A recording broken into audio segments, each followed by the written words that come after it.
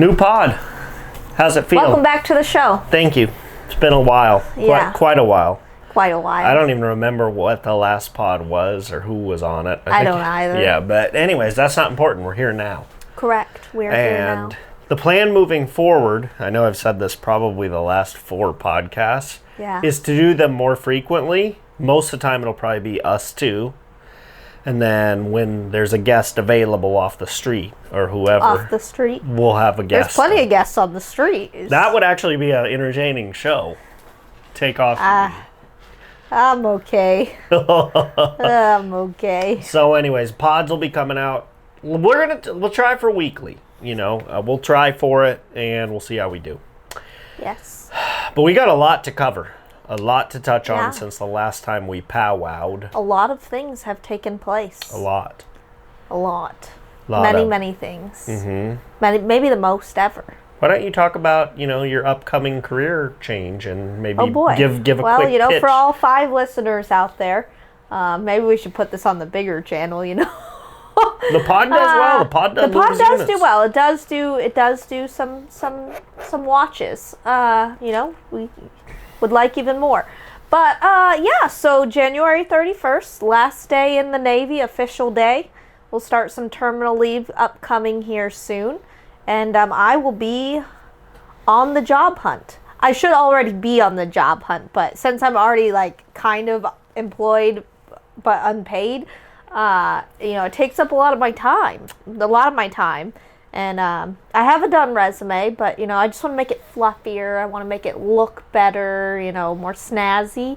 So I've been procrastinating that step. But anyways, if you know of any jobs out there, we're looking in the marketing, public relations field, primarily would prefer remote. If it is in a location that we are interested in moving to, I would consider it. But those are limited locations, so remote preferred. But anyways, so job search is upcoming, and that's that. If you get a job from the podcast, you'll be the second person to have got a job from the podcast. Who else got a job from the podcast? Jack's got a fire lead that sounds like it'll pan out from nice. The pod, yeah. So people, it's a job. It's a place for business. It's like a bulletin board.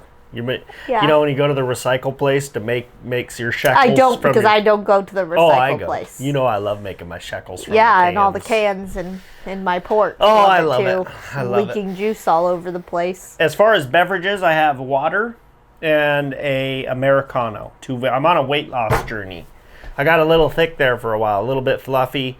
Yeah. I am trimming back. I've got a lot closer to my goal, which is probably about 245, obviously shredded. No, I'm kidding. I can't give away my weight, but I'm trying to get down a little bit, like maybe 5 more pounds, and I'll be good. So anyway, watching the health, watching my P's and Q's, which stands for it's watch your pints and quarts. That's where it came from. Did you know that? I did not know that. It's true. Yeah. Full of fun facts. I am. Yeah. Yeah. And then I think one of the biggest things I think we could talk about this particular pod is your elk hunt, right? It was your second elk hunt. Been on a pod. It was your second elk hunt ever, but your first successful one. We worked really hard to be successful on it, and it was quite a journey that I think is laid out very well in the film, The Incredible True Story. If you haven't seen all 40 minutes of it, I would suggest go and check it out. But now that you're here, for people who have or have not watched the film, if you haven't watched it, go watch it and then come back. Yeah. If you have watched it, I think people would like a little more of that BTS content, behind the scenes, maybe some POV type stuff too. So what was it like? What was your mindset driving out there? Let's start there. In anything Western related, whether it's elk, mule deer, javelina, blacktail, turkeys, any of the animals, I have learned that you should never, and you should do this in any style of hunting, I think, but never get the hopes up. Never let anybody who's hunted the area lead you to believe that anything will be easy.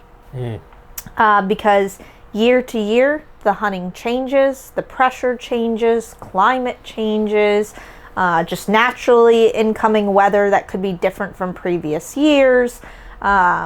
Anything can make the situation different. So I wouldn't say I was going in assuming I would get anything. Based on what we had heard, I presumed we would see things, of which, when you watch the film, we definitely do. It took some time, just like any hunt, though. You don't just drive down the road and see them, except for the one day that I woke up late, and I did happen to drive down the road and see them. But it still took time to find them.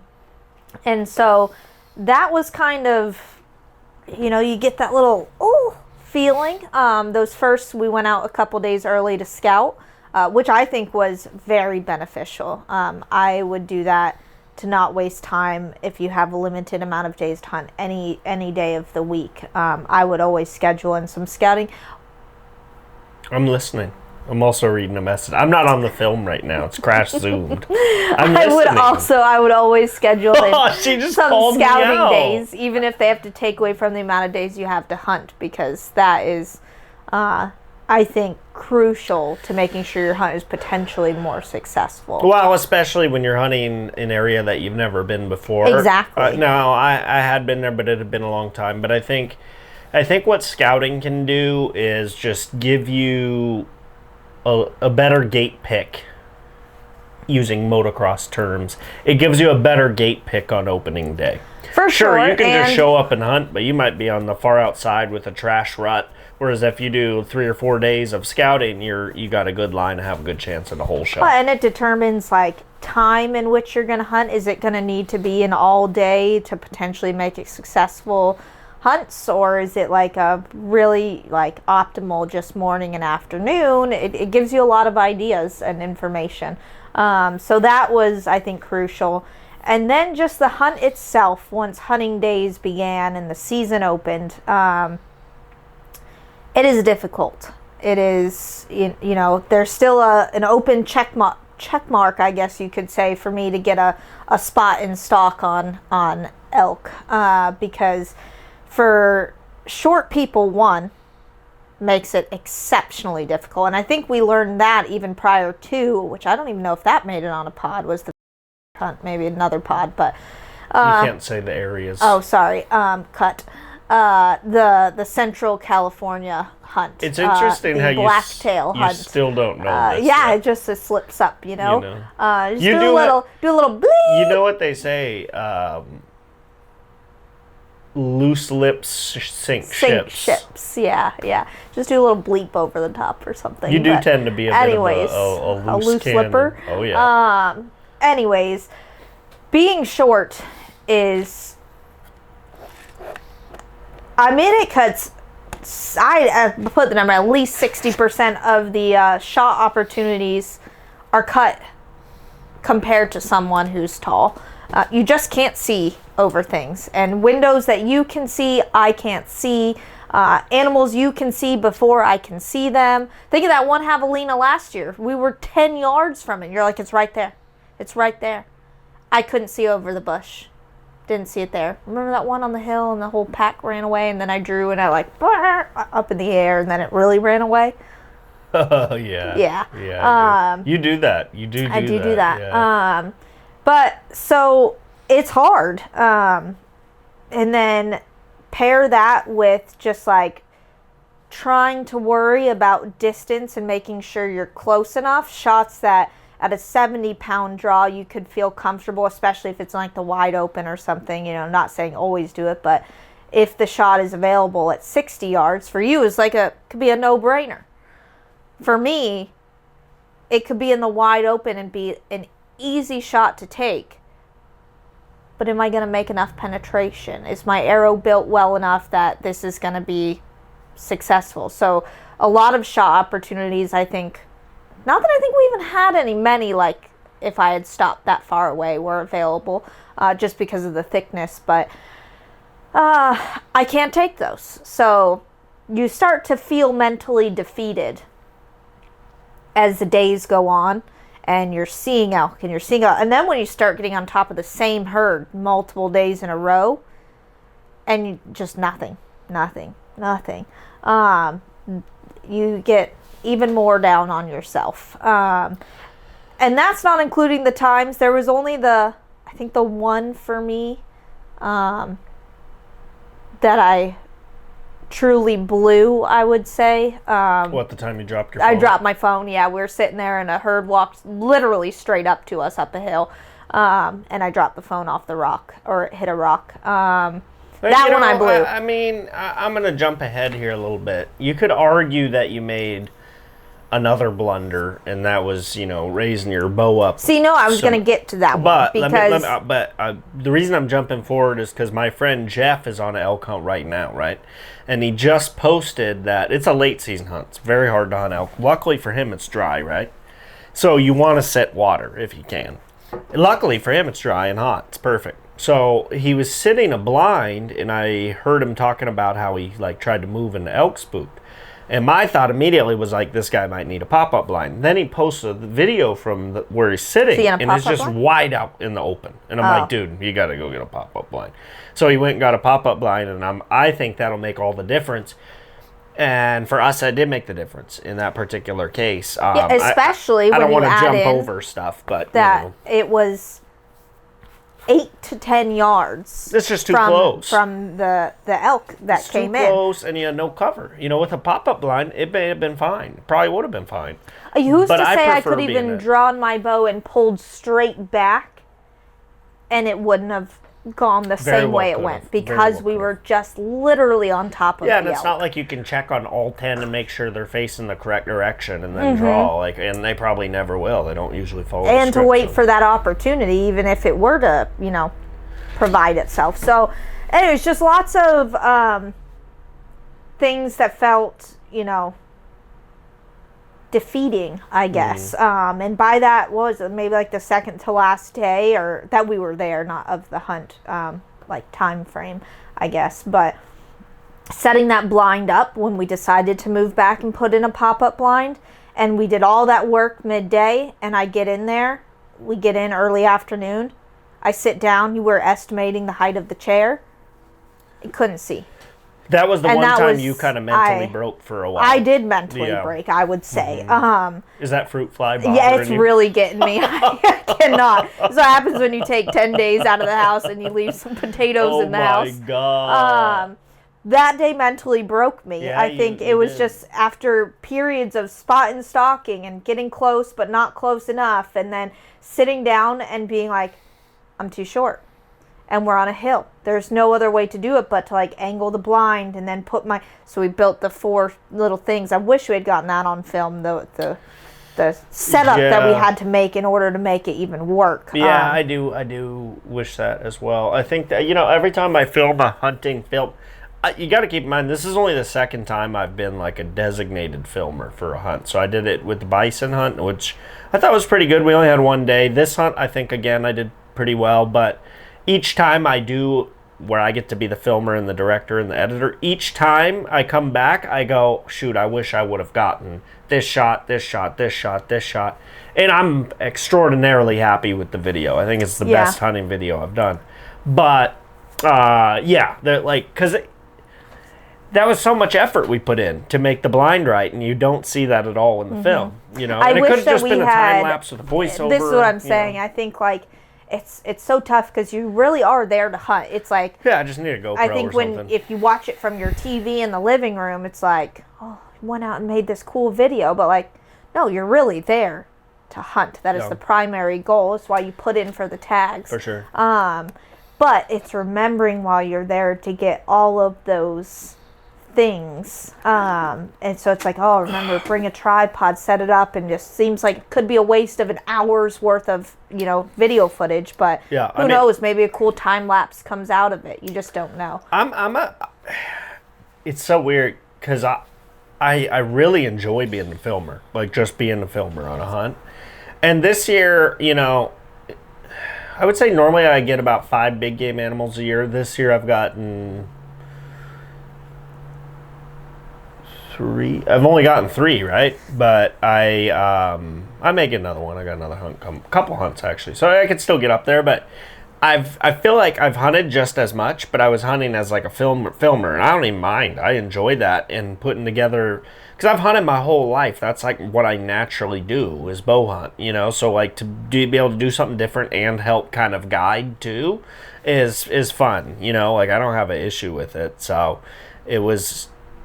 I thought that was my favorite hunt of the year, probably. Our elk hunt was a blast. Yeah, and that's not, again, other the than other maybe stuff my coos hunt was really fun too. Didn't get on film that we could have just, again, set up a tripod. It's like, it's just cool. Camp stuff. Yeah, it's cool. That's another, talking about the hunt in general, BTS, that you don't see in the video because we didn't film it. Yeah, and some POV would be great too, like GoPro or, you know. Yeah. If I learn to use my GoPro, you know, POV would be good. But you should maybe just spend like 20 minutes on YouTube and like you figure it out. Probably, it's probably not that hard. But anyways, camp is fun. I personally enjoy camping. I know it takes I think you were a little it takes you some time to adjust. Yeah. But you know, I think eventually we'll have camp dialed in. You know, like if we get you a queen size blow up mattress and like a triple XL tent. And, after the first day, I did great. Yeah. After the first day, but then I would say it took a couple of maybe days. a couple of days. How good? Okay, so how good did it feel, you know, being in the hotel the first time after the hunt, after like 14 days? It was fantastic. But that's the best part. Like, you know, camp is grungy and, you know, there are no showers for weeks on end. I think I took one full shower in my pop-up shower and one like just washed my hair one day shower. All right, let me ask you this. I'm going to ask more of a question about the hunt. I don't think we need to necessarily go through it like a whole story, because people should go watch the film if they haven't seen it. But my question would be like, what was the part where in your head you're kind of like, holy shit, like shaking like crazy and you're like really overwhelmed by adrenaline? What was like the number one moment? Because we had a lot of moments that were like we're right in the mix. So like what was the number one? Was it opening day just because it was new? Or you would think it would have been, but I think for elk specifically, it was, and that did get captured on film. I don't know if you can see the expression though as much as like I can describe it in the video, as you know, was the day that I blew it with the high draw when they came in super close. Oh, dude. Because there is just, you think you know elk bugles. Oh, not you think you do. Mm-hmm. When you hear them off in the distance. It was amazing. You don't know elk bugles. Yeah. You don't know them until they're 100 yards in closing. Yeah. So cool. And even you think 100 yards, it's a whole football field. Yeah. But they are so incredibly loud. Sounds like they're right on top that they literally sound like they're right outside your blind. You can't even see them through the trees yet, and you can hear their breath.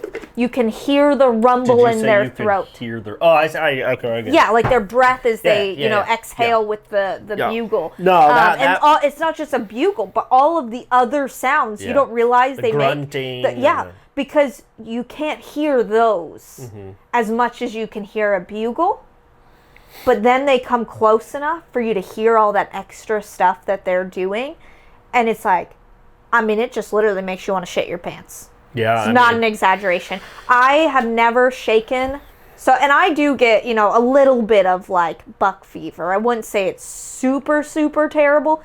It was absolutely terrible that day. I was cold, and then add that to like that sound. And it was, it'd be great if they just run in, but like it was probably 15 minutes of that just getting louder and louder till it was exploding. Man, I remember it. It was kind of a slow afternoon. I think we had sat it once before, maybe even twice. Didn't see anything. This time it was getting pretty late. We're like, maybe, we won't see anything again. And then all of a sudden I heard a branch snap like up the hill, a little ways, and then like right after a bugle ripped, and it was pretty close and hot. So I was like, "Oh, dude, he's gonna come in." And right after that, him and another bull just started going at nuts, it. and then you could hear them running and stuff on the hills. Yeah. And then they came in like a stampede. That was insane. That was the most exhilarating day. Yeah, it just teaches you how much you don't actually know about elk until you get to experience it. That day was amazing. I would also say opening day was all really, really cool. I love that one clip where we're in that herd and then that bull comes walking out right in, sunshine on him, nice 6-pointer, like, that was bitchin' too. So, like, we had a lot of good moments. All right, I agree with you pretty much on that moment. So, what would be maybe the biggest challenge or thing you learned that maybe you didn't expect from the trip? Or the hunt, I should say.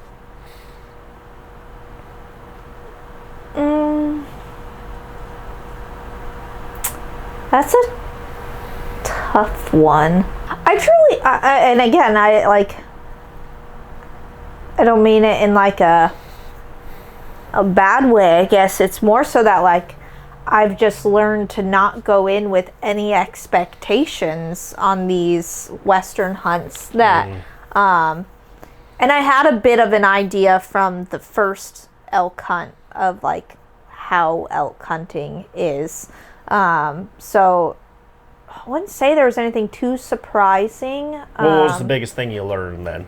That'll make you better. That would make you better is... that will make you specifically Oh, that would make me specifically better? Yeah.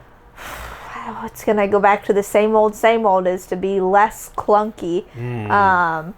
Everything. It's to remain calm in the blind, whether it's a natural blind or a regular blind, to, be more prepared, like thinking a step ahead, having you always think your release is set up and you're ready to go, and then you go to get it and it hits 15 things on your bow. I'm not a smooth hunter. I think for you it's always been the case, but I think just if you could I think you're a very good hunter, a very good bow hunter.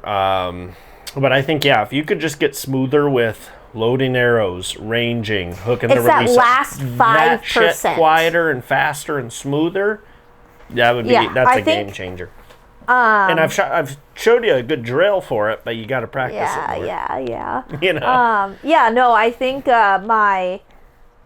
which is kind of surprising because like you only get to go on so many spot and stalk hunts a year. Like it's not like you get a tag and you can hunt for 4 months like it is in some of the eastern states or whatever. You get your tag and you got 2 weeks to go out there and either fill it or you got to wait 4 more months and go back out in August or whatever, So you don't get a lot of time to practice it, but I would say like my ability to be pretty quiet, which has increased over time, is pretty good in spot and stalking. Like my ability to kind of choose a path, to think about what the wind's doing and all of that. But it's that last 5% that makes 100% of the difference in spot and stalk, I think.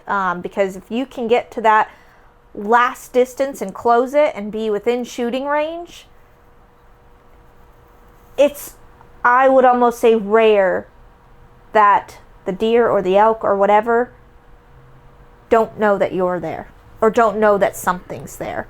Sometimes you're able to do it without completely, waking them up if they're taking a nap or something. But a lot of the times it's like you got to stand them up, or they stand up themselves, or you got to grunt so they kind of turn and look at you a little bit more broadside than a super quartered shot. Like there's just always something that makes it a bit more alert, and so making that last 5% smooth makes all of the difference in the world if you get a shot off or not. Yeah, smooth, quick, and quiet. It's all important. Yeah. So it's the same answer every time. But that's good though. I mean, I'm sure one day you'll be a lot smoother, and then at that point, it's like, all right, what's my next mountain to climb as far as like, improvement to make? And for me, I'm always doing that. I always say my biggest thing I think I can still probably work on is my balance. Sometimes, like when I'm on stalks, I'll get like... I noticed that behind you. Well, I'll be by myself, and I'll be like, which can make you loud if I fall or tip over or something. And I don't know what it is, because I have good balance aside from that, but for something about going really slow, I think it's that sometimes I'll pick like really weird rocks or something to stand on, because I know they'll be quiet, but then it's like my balance. So for me, it's always been my balance. I think it's that, and it's like the speed too, because you're going so slow. It's a double-edged sword of what you choose to pay more attention to than less. Yeah. And you can either choose to put more of your eggs in the... I just spilled. You can choose to put more of your eggs in the looking where you're stepping bag. But by doing that, you're losing out on keeping that head on a swivel. And I don't ever really hardly look at the ground unless I'm like really close. Correct, and I think that's what I've noticed in yours is you're able to see something happen before anybody else does, whether it's a doe getting up you didn't know was there, or a group of them, or seeing the buck first to be ready or whatever. But by doing that, then again, double-edged sword, you lose out on making sure the rock you're stepping on isn't actually gonna tip over. So it was a fun hunt. It was an exhausting hunt. I said in the video, I think I'm out on this. I think small game animal, but everybody, I think, you get exhausted at some point or another with super long hunts, and then you're ready to go again after you get a short break. So elk is officially tagged for me, but that doesn't mean that a bull is tagged for me, so there's still that out there. Will I draw one next year? Probably not, but there's always, over-the-counter things or something to go and try, and if not, another cow, tag is possible. And that's something when we went to, again, another hunt that we haven't talked about on podcast yet and can down the road, but when we were in Indiana, the person we were there with was saying how like they've done a bull tag for like 5 or 6 years in a row, and you said, well, why not just go, do a cow tag just to, and it's really like, I don't know. I get it. Everybody wants the antlers. Everybody wants a bull rack in their house and a mount or whatever. But if you just want to truly get better at elk hunting and you're out of elk meat, or you don't have any, or you've never gotten one, I don't want to say like get off the high horse, but like in a not mean way, it doesn't have to be a bull first. It's not even to say hunting a cow is necessarily easier, but I do think there's certainly, you're in the mix more, which means you're learning more. Well, and even if you're in a prime area with more bulls, or better yet, if you're in an area that has less of them, any bull, if it's the rut, it's going to have more than one cow with him typically. Oh, absolutely. So you have more opportunity even in a unit that has less elk maybe. Because if you find that one bull, you're probably going to find cows with it and have multiple opportunities at different cows, whereas you've got the one bull in the group to try to get to. So I would always say, if something I've learned is to, sacrifice wanting the antlers to, go experience the hunt. And I think that's all, like, worth it completely, because sure, there might be like that little added bonus of like seeing a bull with these massive antlers on the ground at the end if you harvest something, but regardless, the whole rest of the hunt is exactly the same. It's just as invigorating, it's just as thrilling. You're still hearing bugles, you're still chasing bugles, you're still sitting the same water that these bulls could come to, and which they did. We saw them. You still want to pee your pants when you're hearing them go off like crazy. So you get the whole experience. You get a cow instead of a bull. So it was fun. It was a lot of fun. I will be doing it next year unless something some other crazy hunt comes available or something. But who knows? Black bear's on my list, which semi could interrupt elk hunting. But anyways, so that was elk. I mean, I'm really excited to see what tags I get for next year too, because the last few years I haven't really drawn anything great since probably 2021. Yeah, I feel drew like a something good tag. has to be in the tank But for you soon here. I got some good points now. I got Go Hunt, which has a ton of good tools that we talked about. I talked with them about aligning on some content for it soon. So I'm hopeful that I'll draw either a good deer tag or elk tag somewhere or whatever. I would love to do that. Yeah, I could end up being the filmer for that. Yeah, you could, and give your directorial skills a try. Yeah. But one thing I wanted to say about the elk hunt that I realized I was severely missing from some of my other hunts was we did this one with just trucks, and it made me really miss a side-by-side, and we regretted that almost as soon as we were out there. It especially made me wish, man, wouldn't it be cool to get a side-by-side sponsorship? So I went ahead and got a side-by-side sponsorship with Kawasaki, which is great, right? But unbiased, we've had a Polaris Ranger for years. And you had one before that one, too. We've had two of them, so we've had them since 2013. That one was like an 08, had it for a while. Then the one we had before that, after that, was a 2015. And then, of course, the Kawasaki's 2024. So it's 9 years newer. Actually, I think it might be a 25 model. So it's 10 years newer. Yeah. But it's stark, the differences, isn't it? Well, it's insane. I mean, number one, it's a little bit bigger, so it's 10 inches longer, inch higher. But to me, the biggest difference for hunting is both of them are going to get the job done and like our workhorses for sure. But in this Kawasaki, it's insane because like a problem in the Polaris, and this is just like such first world problems, but like you come out and hunt in the mornings and tow it to wherever you're offloading, and your seats would be frozen, like icy, and it'd be cold as a bastard, and it wasn't enclosed. This one is fully enclosed with up and down windows, so the seats aren't going to freeze overnight because it's sealed. And then it's got the heater, and then comes from the factory with a winch and navigation, which the Polaris had a winch as an add-on, no nav. So I think just for hunting purposes, I love the fact that it comes with the Garmin in there, because it even shows like private, public, where you can hunt, where you can hunt. Mm-hmm. And, I think that the more comfortable you can be hunting, and that includes glassing. Like the more comfortable you could be in your glassing chair, the longer and better you're going to glass. The more comfortable you are in your tree stand, the better your tree stand setup is, the longer and less movement you're going to make sitting. Same goes for a vehicle. I mean, the if you're warmer, you can you'll be less fighting it to get out early, to get on the road in the dark and be blasting to your glassing spot 5 miles. It doesn't have to be miserable to be fun, and I think sometimes in fact, I think if you're miserable, you're going to be cutting corners, so that's why. Or leaving early, or you have to leave. You got to do those things, and the better your gear is. And obviously, I'm not a huge gear guy. I've hunted Walmart camo for years, but all of my stuff, I make sure that I feel good and I'm warm. And I've had times where I wasn't. My feet were freezing off, and and that's not fun. It still happens some. I had it in Indiana once or twice, but my boots were also blown out.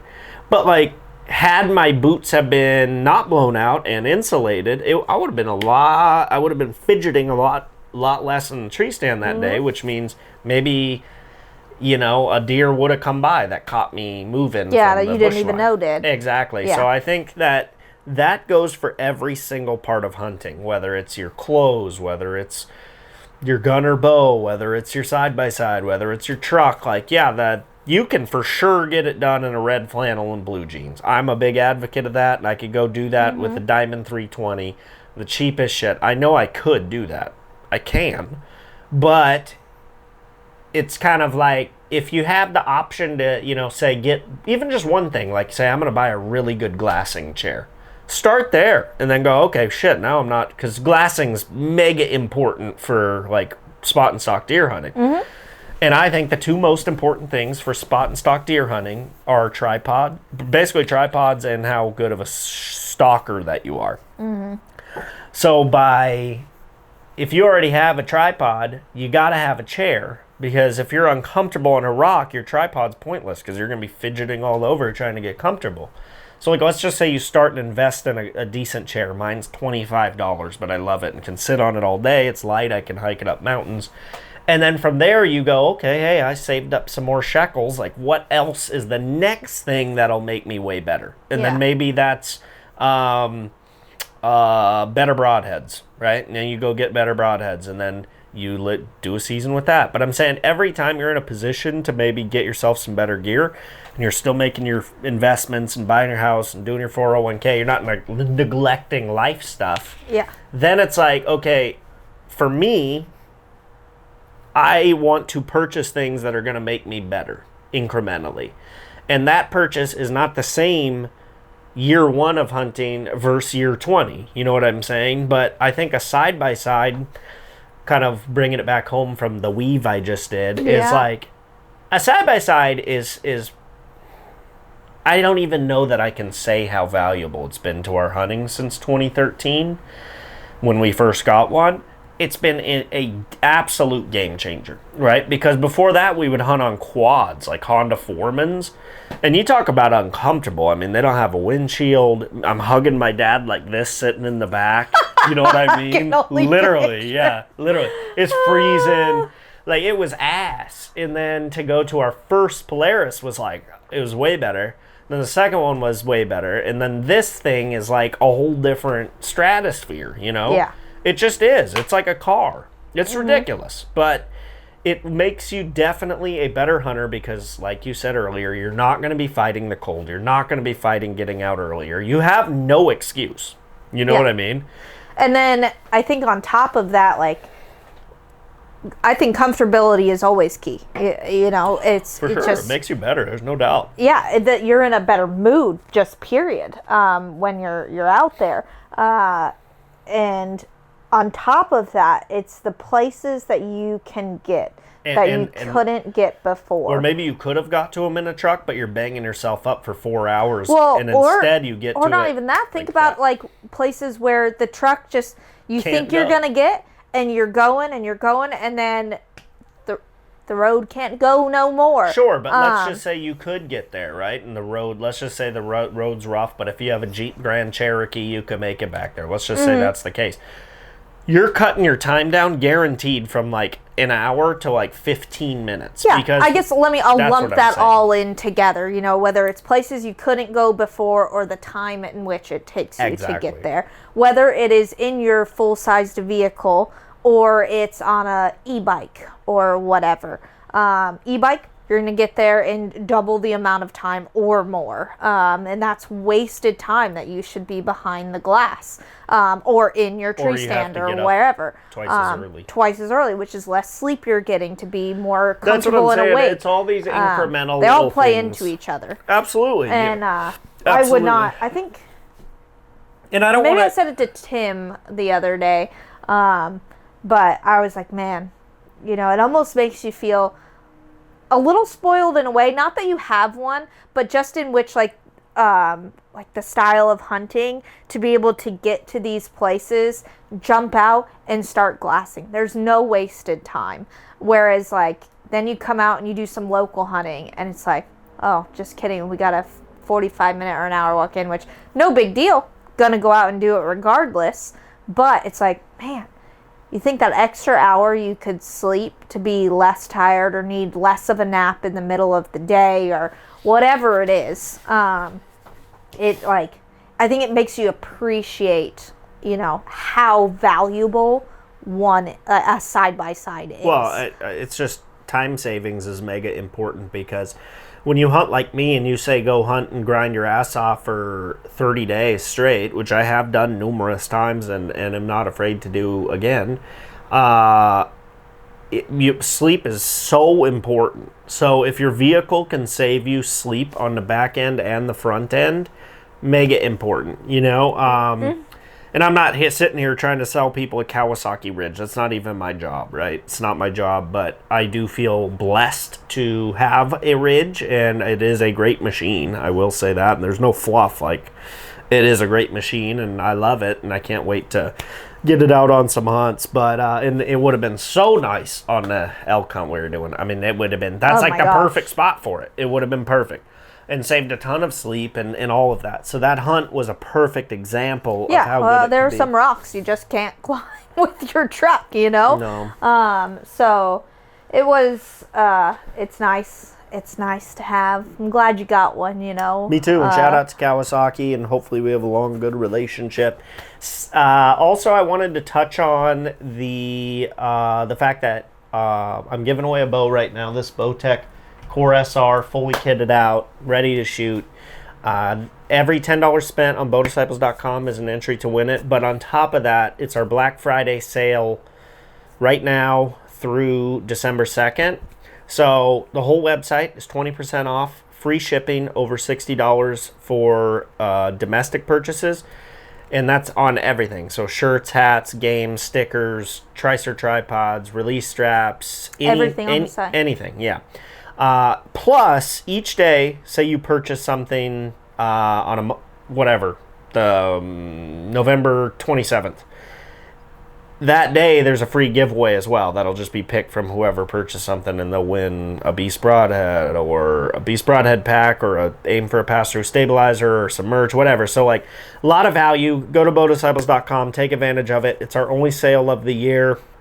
And I think it's a really good one with a lot of good opportunity. And then, yeah, upcoming stuff. Shoot, man. I actually am dabbling in some local hunting, which has been pretty fun. I've kind of I flew the coop for a while, you know, and now we're getting you back to it, you know. Yeah, I got drugged back in, you know. Yeah, got to get you out there for the turkeys, though, now, huh? I don't know about that. I don't know. Maybe. So, doing some local hunting. Then I'm heading out to Oklahoma to hunt whitetails. My second try. See if I can get it this time, get a whitetail.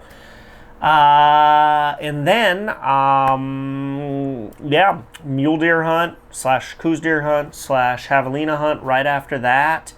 And then, right after that, it's time to get serious on the Bow Disciples Challenge 3 prep. Yes. Which is going to be mega. I mean, mega. So, I'm excited for all these hunts. Hope to have a good time, learn, become a better hunter. And then, you know, give it my all and everyone else's all. Hopefully they put in the same effort as me or more. And then I'm really excited for the shoot this year, though. Like, I'm already thinking about it a lot, and I'm excited to get that going. Yeah. May 17th and 18th. Correct. Yes. Yep. Yeah. So what are you most excited for? Probably your javelina hunt coming up? Or your turkey hunt? Turkeys. So you do love turkeys. I do love them.